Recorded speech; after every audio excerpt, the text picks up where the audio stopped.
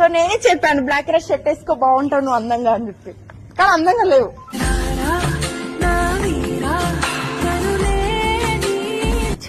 చెప్పు ఇంత మంచి రెడీ చేస్తే బాగున్నావు.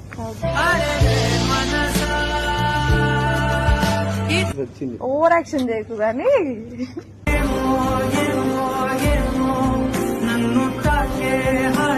ఛానల్ ని లేపింది మొత్తం అంటే మా సాయిగాడు.